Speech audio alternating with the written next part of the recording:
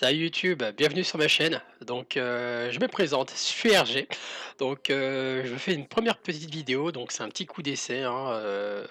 J'ai eu la petite idée de faire des petites leçons sur League of Legends, hein, le petit jeu auquel un certain nombre de joueurs jouent maintenant. Donc moi, ça fait depuis la saison 6 que je joue à ce jeu-là.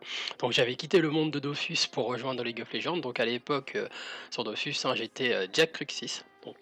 Pour ceux qui me connaissent, je pense pas que vous vous rappeliez peut-être pas, parce qu'à la base à l'époque je jouais beaucoup sur mon steamer. Donc voilà, étant donné que ça fait un petit moment que je joue à League of Legends, bon, donc ça va faire 4 ans. Voilà, étant donné que j'ai atteint un certain niveau, là maintenant je suis plus ou moins entre plate et diam. Donc systématiquement j'arrive au plate, j'arrive à monter plate 2 en général, plate 1 une fois cette saison, mais du coup j'ai pas pu monter plus haut cette saison. Donc là on est à la saison 10, donc là on a la pré-saison. Je me suis dit, pourquoi pas faire des vidéos, de petites leçons. Donc pour moi, en fait, il y a des bases, un certain nombre de bases à maîtriser, de connaissances, à réussir à monter. Donc moi, actuellement, sur l'ensemble des champions du jeu, je me considère vraiment comme étant gold. Vraiment un pur gold. C'est-à-dire que, heu, avec, uniquement 3 pics à moi, 3 pics, donc mes préférés, donc c'est Queen, Wukong et Leona. Avec ces 3 pics là, je me considère comme étant au-dessus du gold, donc c'est-à-dire platine, diam, entre platine et diamant. Bien sûr sans jamais avoir réussi à monter, D1, enfin D1 ou D4. En ce qui concerne, les autres champions en général et tout, pour moi c'est pas compliqué de monter au gold parce que à partir du moment où on maîtrise ces bases du jeu, on arrive systématiquement à monter gold. C'est-à-dire que sans ces bases, c'est vraiment un coup de chance quand on arrive à monter au gold. C'est pour ça que je ne comprends pas certains joueurs en fait, qui, lorsqu'ils arrivent à monter, en gold, sont hyper contents, alors que pour vraiment monter au gold, enfin de mon point de vue, c'est vraiment, connaître les bases du jeu et aimer jouer un champion. C'est-à-dire que, on n'est pas fait pour jouer à tous les rôles initialement. Initialement, en fait, on est fait pour avoir une spécialité. Donc là, si vous voulez, c'est le seul point où je suis d'accord avec tout ce qui est Challenger Master. On a une préférence lane, c'est-à-dire qu'il y en a, ils vont adorer jouer la jungle, d'autres ils vont adorer jouer le mid lane, l'autre le top, la des carries, le support. Sauf que là, heu, on doit d'abord, pour moi, maîtriser certaines bases pour pouvoir, commencer à avoir sa lane de prédilection. C'est-à-dire qu'on va être bien plus à l'aise avec des joueurs tank, ou bien plus à l'aise avec des joueurs AP, ou bien des tireurs, ou des assassins. Parce qu'il y en a, j'en vois beaucoup jouer par exemple de sortir des Z mid. Heu, Z, c'est un champion qui a une efficacité qui est censée être, en early. C'est-à-dire en early game, il est censé être feed. C'est-à-dire que, exemple, vous jouez un talon ou un Z, des assassins atypiques qui font d'énormes dégâts en début de partie. Si vous jouez Ignite, c'est vraiment pour tuer la personne au mid. Vous la tuez et vous snowball par rapport à ce kill. En plus, vous êtes quasi ingankable. C'est comme une Leblanc en fait. C'est des champions qui ont tellement de mobilité qui sont un pseudo flash avec un sort. Donc ce sort là, si vous le gardez en réserve en cas de gank, et ben, vous êtes intuable. Donc voilà, donc je vais pas m'attarder sur ces détails, parce que je vous montrerai un peu plus en détail dans ces vidéos-là pour, ces moments-là. Donc voilà, je me suis fait une petite liste, hein, donc si vous voulez, pour rien oublier. Du coup, bienvenue à l'épisode, 1. Donc la leçon numéro 1, c'est les bases et les règles.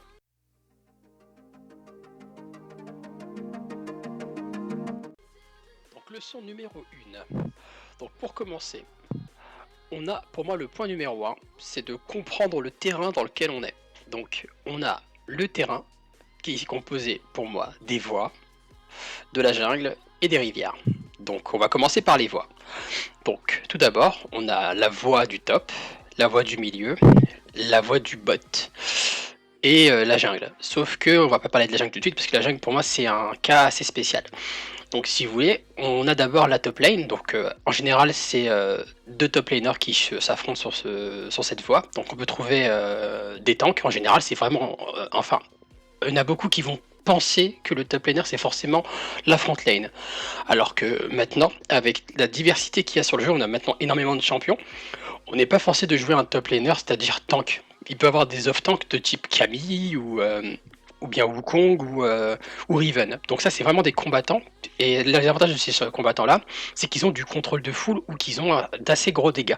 Donc si la team qui est composée de ces champions-là, enfin, va jouer ce type de champion, c'est à vous de vous adapter. En fait, le teamfight, il ne passera pas forcément comme les teamfights standards, c'est-à-dire une front lane avec un Malphite par exemple qui presse R pour engager le fight, ou un Garen qui se fonce dans le tas pour que tout le monde se mette à le frapper dessus pendant que la team ennemie le protège avec des tireurs ou des joueurs AP. Pour moi, en fait, c'est déjà sortir de cet état d'esprit en mode il faut une front lane, parce que la front lane, ça n'existe quasiment plus en plus, et c'est assez facile à déjouer, surtout quand c'est une front lane de type Garen. Pour moi, c'est Garen, ça fonce dans le tas, et si la team ne suit pas, et ben voilà. Donc après Garen, c'est un peu assez simple à jouer. Donc au niveau des contrôles, donc c'est quand même un champion assez simple à jouer et facile avec lequel on peut monter. Donc voilà, ça dépendra vraiment de votre façon de jouer et si jamais vous aimez jouer ou pas avec ce type de champion. Donc la mid lane en général, c'est des joueurs AP ou assassins qui joue à ce niveau-là.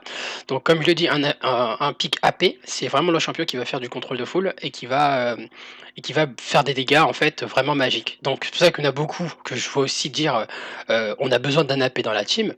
Tout dépend de la compo en face. Si en face vous avez des champions tous fragiles et pas vraiment de frontline, donc pas de tank, c'est sûr que si par exemple vous voyez un Mundo en face, qui voit une team en face qui a justement uniquement des champions de type AD, il va se dire je pars sur un build de tank, je vais tanker pendant des heures avec mon ultime, donc ça va passer. Et là, dans ce cas de figure là, on a besoin d'un champion AP. Exemple de préférence contre un Mundo, un Brand, c'est parfait. Mais voilà, donc si vous avez ce genre de champion, là, enfin si vous avez ce genre de cas de figure, là c'est important. Mais si vous avez, exemple, un Z au mid, ensuite au top vous avez une Akali, et après une botlane standard et un jungler de type, je sais pas, Kha'Zix, là vous pouvez être sûr que vous me parlez de front de AP au mid, je vois pas trop l'utilité. Donc voilà, c'est toujours adapter en fait les besoins de la team par rapport à ça. Donc après, le choix des picks, encore une fois, c'est pas quelque chose qui est forcément nécessaire euh, dans certains cas de figure. Donc là, voilà, je vais parler de la voie mid. Maintenant, on va parler de la voie bot lane. Donc en général, pour moi, la bot lane, c'est vraiment la lane où c'est le plus dur à monter. Dans le sens où il faut vraiment trouver son coéquipier, qu'on soit support ou AD carry, parce que lorsqu'on arrive dans cette voie-là, en fait, on doit systématiquement s'adapter au random avec qui on va tomber. C'est-à-dire que si on tombe sur un support qui joue agressif et qu'on a plus un jeu passif, par rapport à notre pick, hein, étant donné, bon, on va dire, imaginons que vous jouez Kai'Sa. Kai'Sa, c'est un joueur qui est hyper fort en late game, j'ai l'impression. Parce que hein, je suis pas un pro des AD carry, mais pour moi, Kai'Sa, c'est un champion qui est hyper fort en late game. Parce qu'il a fait des dégâts hybrides, etc. Donc voilà. Et si vous voulez, quand vous tombez dans une compo avec un joueur qui joue hyper agressif, alors que votre Kai'Sa, vous voulez la jouer passif en mode tranquillement, je farm, et si ma team ne fit pas trop sur les autres lanes, et ben je vais pouvoir être efficace en late game, c'est une stratégie de jeu. Sauf que si vous tombez sur un support agressif de type genre Brand, qui veut à tout prix prendre des kills parce qu'il a besoin de snowball, là vous tombez dans un cas où vous allez devoir vous adapter à son jeu, etc. C'est pour ça que dès que je vois des picks Vayne, etc. et tout, Vayne c'est hyper fort en late game, c'est quasiment même invincible. Donc c'est pour ça que ce joueur-là, lorsqu'il joue passif, c'est compréhensif. Sauf que, voilà, c'est de préférence, il faut vraiment trouver son premade avec lequel on peut facilement monter dans cette voie-là. La voie du jungler, c'est pour moi la voie en fait du maillon qui peut hard carry. Parce qu'au final, à ce niveau-là, enfin en bas niveau, si vous voulez, quand on voit des pics atypiques genre Kane, Kha'Zix, c'est des champions qui peuvent facilement snowball en early. Et Kane, franchement, pour moi, c'est le champion qui est hyper fort durant toute la game. Après, il y a des façons de le gérer. Et voilà, c'est le teamplay en fait qui va contrer ça. Mais voilà, faut en arriver là. Donc voilà, donc ça c'est au niveau des voies. Ensuite, au niveau de du terrain, il y a la rivière. Donc si vous voulez, pour moi la rivière c'est une zone de conflit. Quand je dis c'est une zone de conflit, c'est qu'on n'a pas la vision. Donc la vision c'est hyper important sur le terrain par rapport aux points stratégiques. Donc connaître la position de l'ennemi est une information cruciale qui permet justement d'anticiper les éventuels on va dire tournements du match. C'est-à-dire que votre jungler se fait repérer, le mid laner décale, vous êtes au mid, vous décidez de ne pas bouger. mais vous prévenez votre jungler qui semble avoir le temps de s'enfuir. Donc à partir du moment où votre jungler ne vous écoute pas, vous avez prévenu et vous n'allez pas perdre de temps à le suivre. Donc là, encore une fois, c'est un choix à faire. Après, l'information à prendre également, c'est de prendre l'information sur les points de vie. Donc s'imaginez que le jungler ennemi soit en middle HP et votre jungler à vous soit full HP et que votre middler ennemi, votre mid laner est équivalent à vous, sauf qu'il a décalé avant.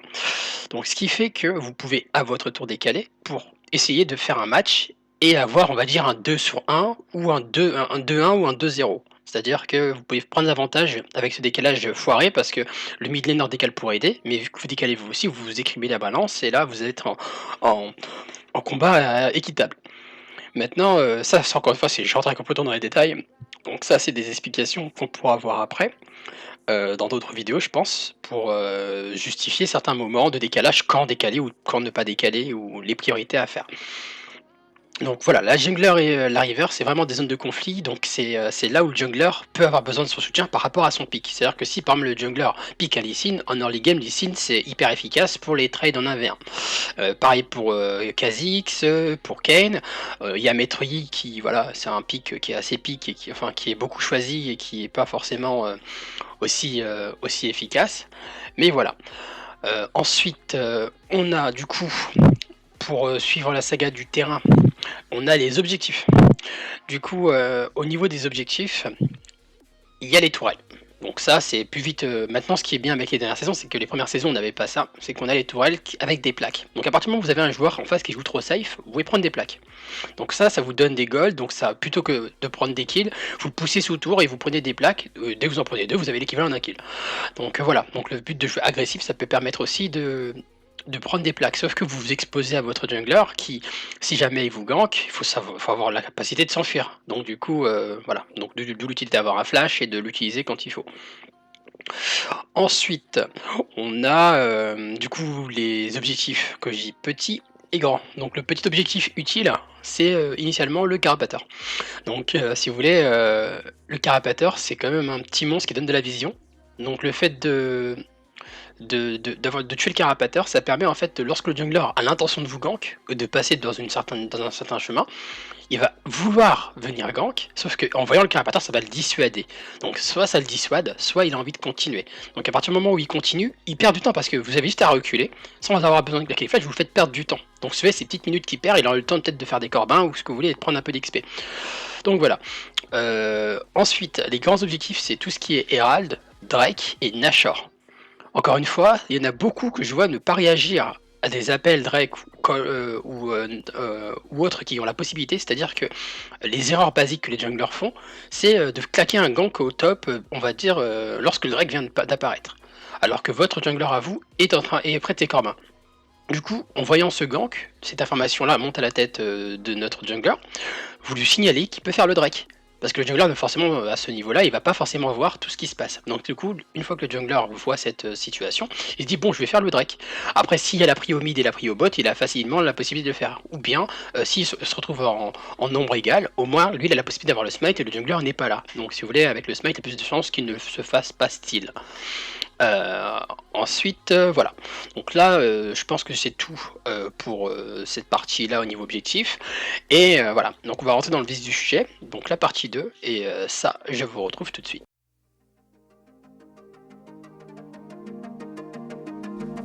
Donc voilà, donc on est parti pour la partie 2. Donc la partie 2, ça consiste à toutes les interactions qu'il y a sur le terrain. Donc les sbires, pour commencer. Donc la première vague apparaît exactement à 1 minute 5. Donc à 1 minute 5, il y a les sbires qui apparaissent sur le terrain. Ils arrivent en voie à peu près à 1 minute 30. Et à 1 minute 30, chaque vague vaut de l'argent. Donc le premier avantage à prendre en fait par rapport à votre adversaire, c'est de farm mieux que lui. C'est-à-dire que d'en louper le moins possible. Et en conséquence, de garder sa voie, soit pas assez push, soit trop push. En fait, si vous voulez, l'information qui est utile en fait, c'est de savoir si votre jungler va le chemin que va faire votre jungler. Du coup, à partir du moment où vous avez cette information-là, vous savez si votre jungler va essayer de passer, heu, va finir au top au début ou va finir, en bot lane, juste après. C'est-à-dire que, imaginons qu'il commence au raid, vous êtes, côté bleu. Il commence au raid. il fait ses corbins, il fait ses low wolves, et ensuite il arrive au bleu. Il fait son bleu, et là, il est disponible pour la réaction. Donc à partir du moment où il est disponible pour la réaction, la première chose à faire, c'est de poser une ward de manière à voir le jungler arriver. À partir du moment où, où il fait ces chemins-là, c'est le moment où Carapator apparaît. Et en général, le jungler, quand il veut gank, par exemple, au top, euh, il va commencer à faire le Carapator. Une fois qu'il commence à faire le Carapator, voilà, ça met un certain temps. Sauf que vous avez posé votre ward, donc vous allez le voir le faire. Soit il va vouloir finir son Carapator, soit il va vouloir gank directement parce qu'il sait qu'il a une possibilité de faire un gank et ensuite de faire le Carapator. Donc à partir du moment où il fait ça, vous avez possibilité de l'intercepter dans la jungle et d'appeler votre jungler pour faire le surnombre et de le tuer. Donc quand vous faites un kill plus assistance, vous gagnez 300 plus 150. S'il n'y a pas le first blood, donc ça fait 400 plus 200, donc ça fait 600 si vous avez le first blood à 2. Alors que si vous prenez le kill tout seul et que vous chouinez juste après parce que votre coéquipier vous a pris le kill et que vous avez besoin à tout prix du kill pour vous stuff, sachez que League of Legends c'est un jeu d'équipe. Si vous prenez des golds pour votre team, ça vous donne un avantage. Donc si vous voyez encore le jeu comme un jeu solitaire où c'est moi qui vais carry, je vais porter la team, je vous garantis que ça vous emmènera pas vraiment quelque part. Si vous voulez, moi je vous le dis tout de suite, j'ai jamais vu de team avec un mec en 20 en 20-0-20, non, enfin 20-0-20, 20-0-0 et avec sa team qui feed, gagner une partie tout seul, c'est impossible. Après, tout le monde parle de 1v9, moi le 1v9 pour moi c'est pas réellement possible en soi. À moins que vraiment la team en face vous les tuez avec une auto-attaque et vous pushez. En gros vous avez pris tellement d'avance que et que vous perdez pas de temps en fait à laisser la game durer. Parce qu'en général une game pour la 1v9, il faut vraiment la boucler en 20 minutes. C'est-à-dire avant que la team ennemie commence à avoir un peu de gold et un peu de stuff pour vous résister. Donc voilà, donc ça c'était le côté des SBA. Donc ensuite, les champions. Donc le choix de votre champion, comme je vous l'ai dit, l'objectif c'est quand même de faire, de choisir un champion avec lequel vous êtes à l'aise. C'est-à-dire que, imaginons que votre main soit un peu tremblante ou quoi que ce soit, que vous ne soyez pas confiant au niveau du fight. Le truc c'est de jouer avec un champion avec lequel vous êtes à l'aise. Moi exemple, j'ai mis quoi? J'ai mis 2 ans ou 3 ans je crois à comprendre que j'avais un champion qui était fait pour moi en fait. Mais vraiment un champion qui était fait pour moi. Donc vous devez sûrement douter, c'est Queen. Euh, Quand j'ai découvert que ce champion était fait pour moi, je savais pas le jouer au début. C'est juste qu'en fait il avait une capacité euh, de déplacement qui... En fait, si vous voulez, ma façon de voir le jeu, moi, c'est j'aime être partout. C'est-à-dire qu'en fait, je vois vraiment pas tout. Si vous voulez, la première chose de laquelle je me suis entraîné, c'était de voir comment la map était faite. C'est-à-dire que la mini-map, je la regardais constamment. Je sais exactement ce qui se passe sur le terrain. Donc les deux champions vraiment faits pour moi, c'est Queen et Shen en soi. Parce que j'aime avoir de la mobilité et me déplacer et intervenir pour provoquer le surnombre. Parce que voilà, c'est un peu une technique de lâche, hein, mais League of Legends, on joue pour gagner. Donc du coup, être à 2 contre 1, on a plus de chances de tuer la personne que d'être en 1 contre 1. Donc voilà, si vous voulez vraiment être un adepte du 1 contre 1, prenez un assassin. Et même avec votre assassin, à la rigueur, voilà, je pense que je vais pouvoir vous battre avec ma queen. Mais voilà, du coup, il y a des champions qui sont faits pour le 1 contre 1, des champions qui sont faits pour la résistance, donc encaisser des dégâts et s'enfuir d'un mute pour ne pas mourir, et d'autres qui sont faits pour le contrôle de foule, etc. Donc voilà, donc sur le sujet des champions, donc si vous choisissez un AD carry, c'est que vous êtes à l'aise avec l'AD carry. Si vous choisissez un AP carry, donc tout ce qui est mage, etc., c'est parce que vous êtes à l'aise avec. Pareil pour les assassins, pareil pour les tanks, voilà, pareil pour les supports d'assistance comme Nami ou Zaira ou ce que vous voulez. Mais voilà, du coup, chacun n'est pas forcément à l'aise avec tout. Donc si vous voulez, voilà, moi mon niveau global sur l'ensemble des champions, comme je vous l'ai dit, c'est gold. Vraiment, j'arrive à monter gold, je mettrais peut-être 100 games à monter jusqu'au niveau gold avec le champion que je vais au TP pour essayer de perdre, même si je vais jouer hors no top, je vais peut-être mettre une centaine de games pour arriver au gold, mais je vais y arriver au gold si vous voulez. À partir du moment où on utilise vraiment les bases, ces bases-là, on arrive en fait à monter facilement. Donc ensuite, il y a les objets. Donc si vous voulez, les objets, encore une fois, là ils ont fait une refonte cette saison, donc c'est ça qui est hyper intéressant, c'est que les gens en fait, systématiquement, ils faisaient le même build d'objets peu importe l'adversaire qu'il y avait en face. Et ça, c'est une énorme erreur à pas faire parce qu'au final, imaginez que par exemple vous tombez contre une team avec un tank au mid de type Galio, un tank au top de type Malphite et comment ça s'appelle, un tank en jungler. Là, vous allez peut-être vous trouver et un tank en support. Donc voilà, on va faire une team carrément full tank et juste un AD carry. Quand une team full tank, comme de ce type-là avec beaucoup de contrôle de foule, le but c'est pas forcément de s'affronter en un contre un ou quoi que ce soit. Le but, c'est de de faire une stratégie qui va vous permettre de prendre l'ascendant. Parce qu'au final, ces tanks-là, le problème avec les tanks, c'est qu'ils n'ont pas énormément de mobilité. Donc ils n'ont pas de dash ou quoi que ce soit, ils ont juste peut-être leur ultime comme Alphite, ou par exemple, un Mundo, il a pas de dash pour foncer sur vous. Un Garen, il peut juste courir un peu plus vite, mais il a pas de flash ou quoi, vous voyez. Donc le truc, c'est que ce que vous pouvez faire, c'est... Moi, ma stratégie typique, quand je joue contre une compo comme ça, et que je joue Queen, je split push. Quand je dis je split push, c'est je push le top, je back, je push le bot, je back, je push le top, je back, je push le top. Et en fait, voilà, je fais cet aller-retour là et ça les force à se disperser. Donc jamais contre ma team, ils seront en surnombre. Donc en général, quand je tombe sur une team comme ça, ma team, soit elle comprend la stratégie rapidement, parce qu'elle sait qu'en teamfight, on va jamais gagner. En teamfight, ils nous éclatent, mais sûr. C'est-à-dire qu'il y a juste un qui me CC, un autre qui m'enchaîne correctement avec une auto-attaque, ma queen, elle est morte. Donc voilà, donc si vous voulez, encore une fois, j'ai adapté toutes les stratégies par rapport aux champions que je jouais, et ça m'a permis en fait de comprendre tout ça. Bon, je rentre un peu encore une fois trop dans les détails, et au niveau des objets, le build s'adapte, c'est-à-dire qu'en fait, plutôt que de faire des objets anti-tank, parce que je sais qu'en 1 contre 1, je vais pouvoir en tuer un, mais en 5 contre 5, je vais servir à rien. Je vais tout simplement build en vitesse d'attaque et en item de pénétration, enfin au niveau létalité ou quoi que ce soit. Enfin, je connais plus exactement le nom maintenant que ça apporte. Et ça va me permettre de 1v1 n'importe quel tank, mais de surtout pusher très vite. Et pendant qu'ils se regroupent à essayer de tenir mes lanes et de les invade, en fait, si vous voulez, en 4 versus 3, parce qu'ils pourront pas venir en 1 contre 1 pour me tuer, ils seront soit en 4v4, soit en 3 contre en 3v4. Du coup, ça permet à ma team de tenir une lane. Pendant ce temps-là, je prends les objectifs. Donc ça, c'est une stratégie.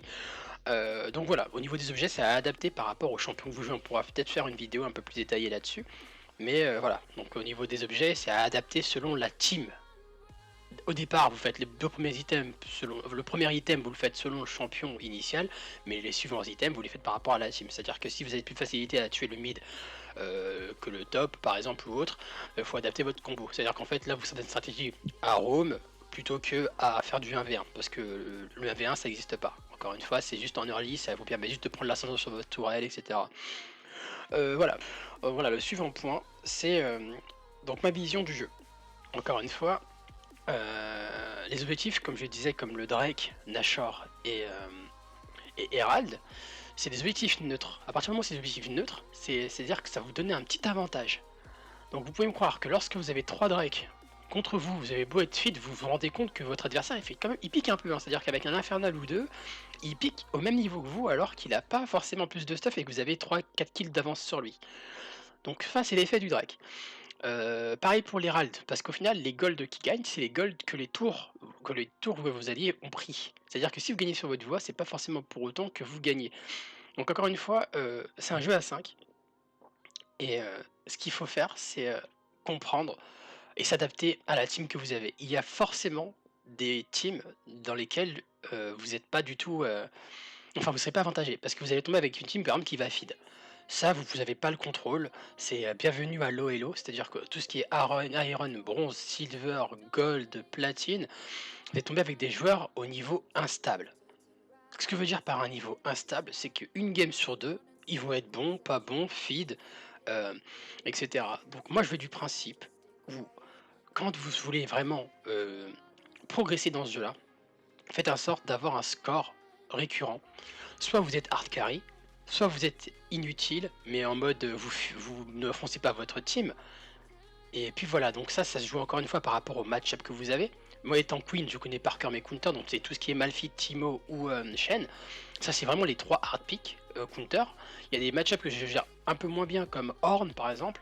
Mais en soi en top laner, là-bas je suis pas top laner, je suis jungler, hein. Donc du coup moi la Queen Jungle, je vous la montrerai d'ailleurs parce que je joue Queen Jungle parfois, même si certains le prennent pour du troll. Pourtant moi je trouve que ça marche plutôt bien et c'est quand même assez intéressant. Mais voilà, du coup moi je parle toujours du match-up top parce que si vous voulez je connais mon champion qui me permet de monter facilement en platinum, qui est Queen. Mais voilà, du coup je vous prends plus ce compte là comme référence, mais voilà, c'est à adapter avec votre champion, parce qu'il y a des champions bien sûr avec lesquels vous allez plus facilement monter, de type Karim, Kane, comme je vous l'ai dit, à partir du moment où vous les maîtrisez. Mais sans ça, voilà, au départ, faut bien commencer quelque part. Donc moi, je parle vraiment pour les débutants et je parle pas forcément pour, les gens qui jouent depuis des années, et qui comprennent toujours pas que les gens à prendre pour modèle, c'est pas les challengers parce que les challengers, eux, ils parlent du jeu en maîtrisant tout. Alors que nous, on est des joueurs qui ne maîtrisons pas tout justement et c'est à partir du moment où on maîtrise pas tout que l'on doit apprendre certaines bases. Donc voilà, donc j'ai fait le tour un peu là-dessus. Au niveau de mes explications, donc je ferai un peu de temps en temps des petites games, hein, pour montrer des petits moves intéressants ou autres. Après, j'essaierai de varier les champions parce qu'au final des mécaniques et cetera, parce que j'aime bien, les champions genre de type 7 ou autre qui ont quand même un gros impact en teamfight. Hem Après j'aime bien le design aussi parce qu'on choisit aussi le champion avec lequel on joue par rapport à son design, par rapport aux skins qui sont fournis avec. Parce qu'au final, mes pull champs, en jungler, c'est plus Wukong, Kindred, Shyvana, Sejuani, voilà. Donc j'ai un assez gros pull champ, sauf que j'ai mes préférés. Donc le champion avec lequel j'adore jouer et je me lasserai jamais, c'est Queen. Il y a pareil pour Wukong parce que j'aime bien sortir un peu au top, même si je suis pas fan de la top lane avec Wukong. Voilà, donc c'est à vous de choisir vos champions et vos joueurs et une fois que vous maîtrisez un peu ces bases-là, c'est-à-dire, les petites bases dont je vous ai expliqué, avant, et ben là, vous pourrez entrer en détail. Donc voilà, j'espère que cette vidéo vous aura plu et qu'elle vous sera utile pour, progresser un peu dans le jeu. En tout cas, voilà, cette vidéo, ça reste vraiment pour les joueurs de, de bas niveau, c'est-à-dire qui sont vraiment bloqués en iron et qui n'arrivent pas à monter ou qui sont bloqués en bronze et qui n'arrivent pas à monter. C'est, vraiment prenez le temps d'arrêter de faire des ranked et vous mettre en normal game pour maîtriser certaines choses. Parce que au final, les joueurs de normal game jouent pas sérieux. Donc si vous voulez, avec eux, vous aurez plus de facilité à tenter des choses, plutôt que de tomber contre un hard carry. C'est-à-dire que au final, une fois que vous maîtrisez vos skill shots, et cetera et tout et vos timings, il y a que le jungler qui peut vous intervenir et vous bloquer dans vos trades. Et il y a plein de choses à maîtriser comme savoir combien de dégâts vous faites, puis voilà, en fait, tout ça, je pourrais vous l'expliquer un peu plus en détail, mais sans, cette connaissance au préalable, vous progressez pas. Mais, voilà, c'est des choses qui se travaillent. C'est-à-dire que faut pas abandonner, il faut juste, y croire et voilà, si vous aimez vraiment jouer avec un champion, lâchez pas l'affaire parce que je vous dis la vérité, au début avec ma queen, j'arrivais pas à dépasser le gold, j'arrivais au gold et j'étais en bas elo à chaque fois. Et là, après quoi? Après 2 ans, franchement, j'arrive facilement et même j'arrive facilement à viser même le diam donc techniquement, j'y crois et c'est juste que voilà quoi. Il faut juste que je trouve de bons coéquipiers pour essayer de monter parce que c'est toujours plus simple de monter à 2 plutôt que de monter tout seul en solo duo. Voilà, sur ce, j'espère que cette vidéo vous aura plu et qui vous sera utile. Sur ce, je vous souhaite une très bonne journée et bon courage pour les combats dans la faille.